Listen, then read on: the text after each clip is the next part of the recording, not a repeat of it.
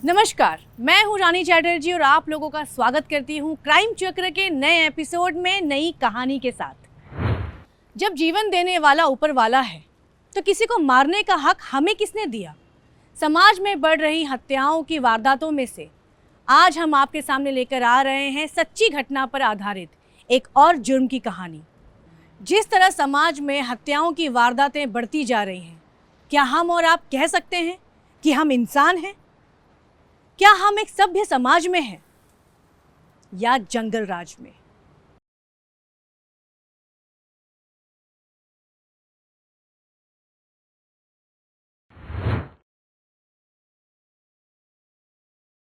ये लीजिए अपना टिफिन। रसिका, क्या हुआ? कुछ बात तो करो, नाराज हो? मुझे ना आपसे कोई बात ही नहीं करनी। आपके पास मेरे लिए टाइम ही कहाँ है?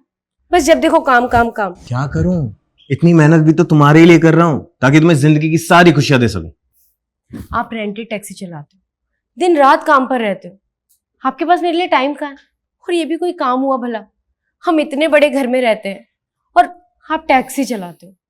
पता है सोसाइटी में लोग कैसी कैसी बातें करते हैं, मुझे बिल्कुल अच्छा नहीं लगता। तुम तो जानती हो ना कि कितना कर्जा है मुझ पर, और पापा का बिजनेस डूब गया, पापा ऑफ हो गए, और ये घर, अब ये घर भी हमारे हाथ से जाने वाला है।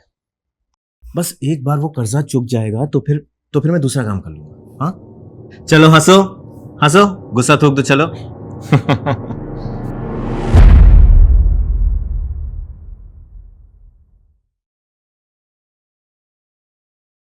सच बताओ यार, परेशान हो गया हूं, मन ही नहीं करता है जीने का। अरे सोच रहा हूं सबको छोड़ छाड़ करके कहीं चला जाऊं बस। दिन रात मेहनत करो फिर भी ये जिंदगी की भाग दौड़ खत्म ही नहीं होती है। परिवार को भी टाइम नहीं दे पा रहा हूं। टैक्सी चलाने का काम भाई साहब, जाओगे कहां? ऊपर?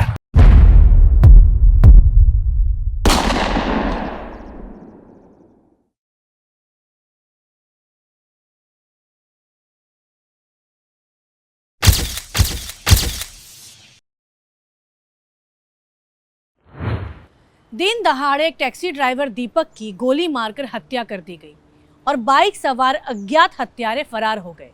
दीपक को तुरंत ही पास के सरकारी अस्पताल में ले जाकर भर्ती कर दिया गया, पर दीपक ने अस्पताल में दम तोड़ दिया। आखिर क्या वजह हो सकती है इस हत्या की? देखिए, आप शांत रहिएगा।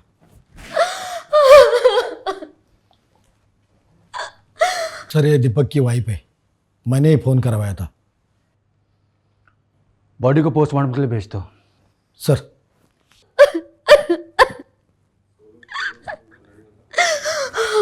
देखिए, संभालिए खुद को, हमें आपसे पूछताछ करनी होगी, आपको थाने आना होगा।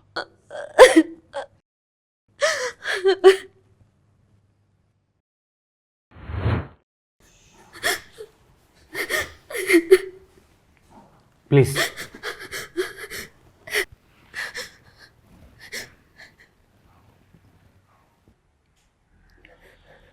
देखिए रसिका जी, हम समझ सकते हैं कि आप किस तकलीफ से गुजर रही हैं, लेकिन प्लीज़ हमें थोड़ा कोऑपरेट कीजिए ताकि हम आपके पति के कातिल तो ढूंढ सकें। सर, दीपक तो बहुत साधारण आदमी थे, उन्होंने तो किसी का कुछ भी नहीं बिगाड़ा, तो उन्हें किसने इतनी बेरहमी से मार दिया? सर, दीपक जी की किसी से दुश्मनी या झगड़ा?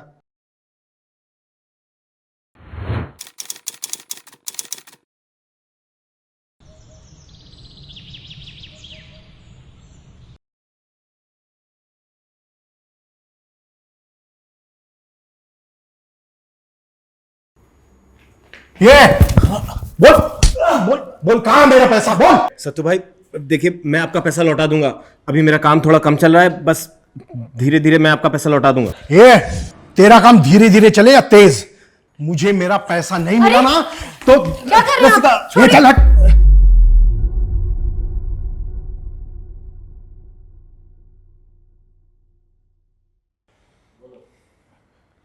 पैसे वसूलने के और भी तरीके मुझे आते हैं। सत्तू भाई, मैं आपका पैसा लौटा दूंगा। चल हट, मुझे मेरा पैसा चाहिए, जल्दी।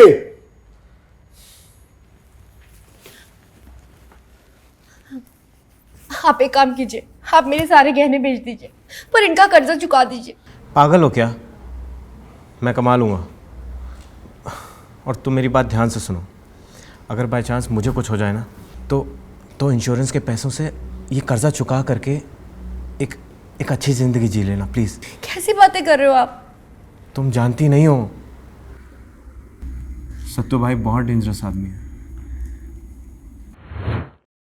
ये सत्तू के बारे में पता लगाओ और लेकर आओ उसे। सर। रिस्का जी आप जा सकती हैं, अगर कुछ ज़रूरत पड़ी तो आपसे कांटेक्ट करेंगे। आप चिंता मत कीजिए, हम आपके पति के कातिल को ढूंढ ही लेंगे।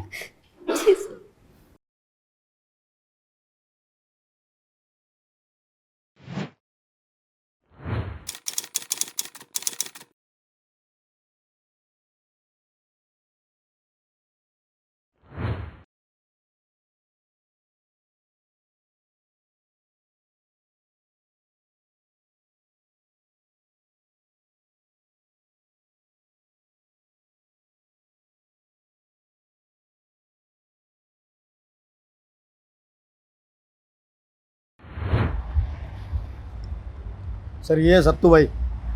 साहब मुझे क्यों उठा लाए हो? मैंने क्या किया? दीपक को जान से मारने के बाद पूछते मैंने क्या किया? सर मैं उसे जान से क्यों मारूंगा? क्योंकि उसने तुझसे पैसा लिया था। हाँ साहब, मैं ब्याज पे पैसा चलाने का धंधा करता हूँ। दीपक ने मेरे से 6 लाख रुपए लिए थे, लेकिन वापस नहीं कर रहा था। तो उसे जान से मार दिया? नहीं साहब, देखिए मैं धंधे वाला आदमी हूँ, पैसा ब्याज पे चलाने का काम है मेरा। हाँ, अभी देखिए जिस आदमी से मुझे पैसा लेना है उसे मैं जान से क्यों मारूंगा? उससे मेरा पैसा थोड़ी वापस आने वाला है। उस आदमी का जिंदा रहना मेरे लिए ज्यादा जरूरी है। इसे बंद रहने दो जब तक जांच पूरी नहीं हो जाती। सर सर सर सुनिए ना।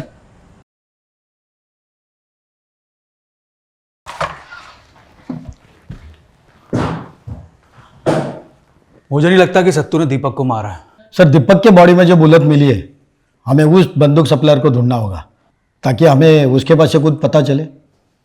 राइट, पता लगाओ बुलेट किस बंदूक की है और इसका सप्लायर कौन है, और सभी खबरी को एक्टिव कर दो फास्ट। सर।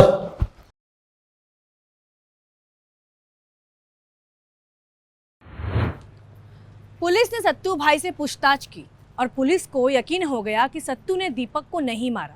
पर क्या सच में दीपक के खून के पीछे सत्तू का हाथ नहीं था? एक तरह से सोचा जाए तो शायद सत्तू की बात पे यकीन किया जा सकता है। दीपक की हत्या का मामला उलझा जा रहा था। क्या दीपक के साथ साथ रसिका की जान को भी खतरा है? कोई तो है जो रसिका को बार बार छुप छुप के देख रहा था।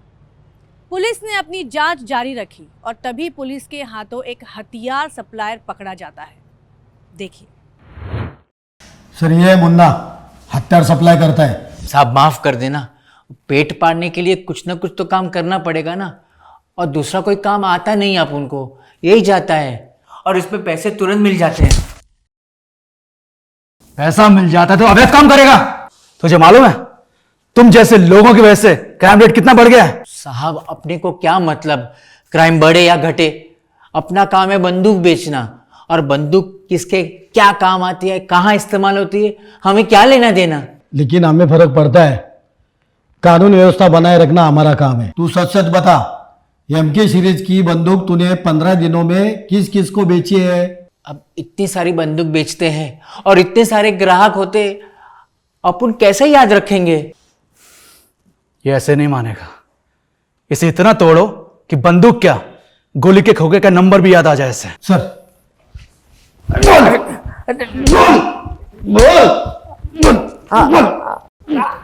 मुन्ना से पूछताछ जारी थी और मुन्ना इतनी आसानी से कुछ बोलने वाला नहीं था। पुलिस डिपार्टमेंट ने अपनी तरफ से पूरा जोर लगा रखा था। ज़्यादातर अवैध कारोबार में जो लोग काम करते हैं उनको कानून से ज़्यादा डर उनके पीछे जुड़े लोगों से लगता है। दूसरी तरफ कोई ठोस सबूत ना होने की वजह से सत्तू भाई को जमानत मिल गई थी। और फिर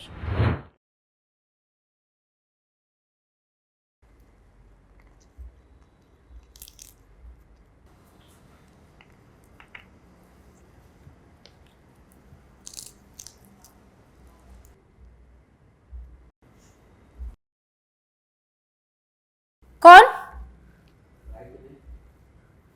कौन है माँ?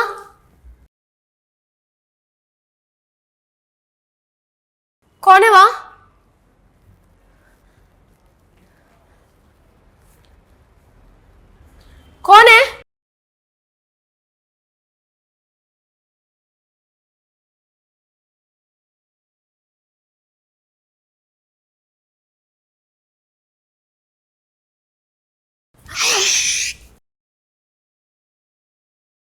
ज्यादा आवाज करने की कोशिश मत करना, वरना जहां तेरा पति गया है ना, वहीं भेज दूंगा तुझे, समझी? तुमने मारा दीपक को? नहीं, लेकिन मार दिया होता तो अच्छा होता। पुलिस मेरे पीछे पड़ी है और मैंने तुम लोगों को पैसे देकर मदद की है। धंधा कहते हो उसे, ब्याज लेते थे तुम, ब्याज खोरो, और मदद कहते हो? ये ज्यादा मत बोलना, नहीं तो तेरी जिंदगी का ब्याज अभी इसी वक्त यहीं खत्म कर दूंगा। हाँ, बोल, कब दे रही है मेरा पैसा? वो तो दीपक ने लिया था ना, और दीपक तो अब रहे नहीं, तो कैसा पैसा? ज्यादा शान पत्ती मत कर। मुझे अगर मेरा पैसा नहीं मिला ना, तो याद रखना। दे दूंगी, दीपक का इंश्योरेंस का पैसा आने वाला है, फिर तुम्हारा पैसा भी लौटा दूंगी। एक महीने का टाइम देता हूं।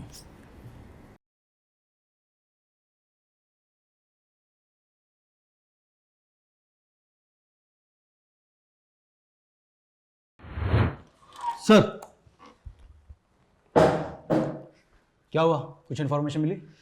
सर वो मुन्ना को जब तोड़ा तभी उसने जिस आदमी को एम सीरीज की बंदूक बेची थी उसका स्केच बनवाया।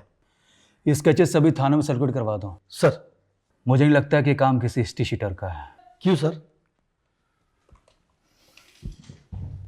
जिस हिसाब से गोली चलाई गई है, ये किसी नवसिखिए का काम लग रहा है। एम के सीरीज की बंदूक ज़्यादातर लोग इस्तेमाल नहीं करते हैं क्योंकि ये रेयरली यूज़ होती है, क्योंकि सस्ती आती है और पकड़े जाने का खतरा बढ़ जाता है।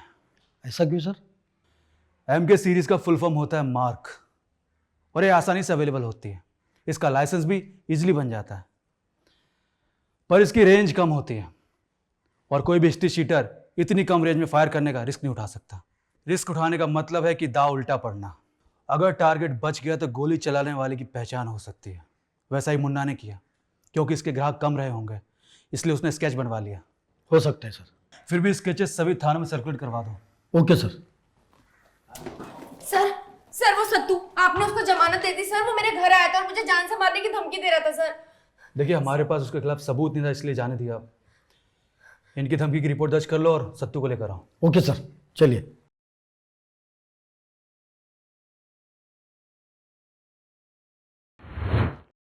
एक तरफ दीपक के कातिल की तलाश पुलिस के लिए एक बड़ा मसला बनी हुई थी और दूसरी तरफ सत्तू का यूं खुलेआम रसिका को धमकाना। पुलिस ने रसिका की कंप्लेंट पे सत्तू को वापस गिरफ्तार किया ताकि रसिका सेफ रह सके, पर आखिर कब तक?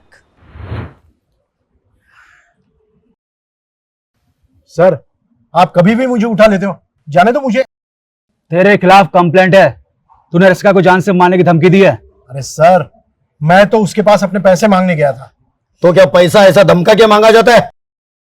सर, एक तो इस फैमिली ने मेरा पैसा खाया है और ऊपर से मुझे फंसाए जा रहे हैं। तू बैठ। सर, ये फोटो सब जगह सर्कुलेट कर दिया। सर, ये फोटो? तू जानता है इसे? हाँ, ये तो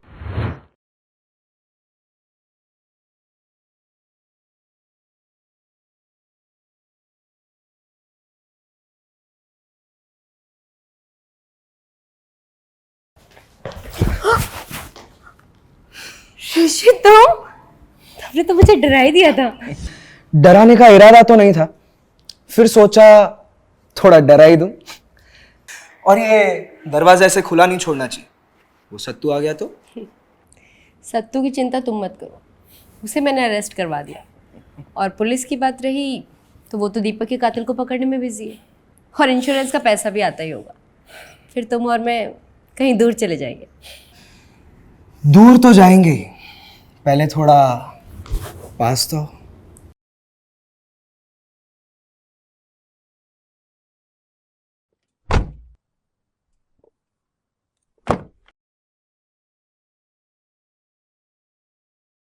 वाह,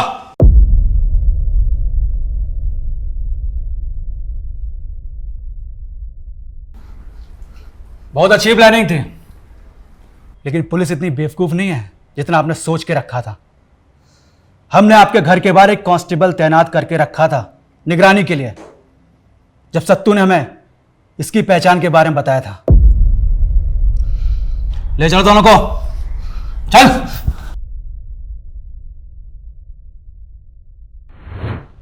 सत्तू ने पुलिस के पास वो कैश देख के उसकी पहचान पुलिस को बता दी थी। सत्तू उस आदमी को बहुत अच्छे से तो नहीं जानता था, पर सत्तू ने एक दो बार रसिका को छुप छुप के ऋषि से मिलते देखा था। पुलिस को जैसे ही उस शख्स की पहचान हुई, पुलिस तुरंत हरकत में आ गई और ऋषि को पकड़ने के लिए रसिका के घर के बाहर एक कांस्टेबल को सिविल यूनिफॉर्म में तैनात करवा दिया। और कुछ दिनों में ही ऋषि रसिका से मिलने आया और पकड़ा गया।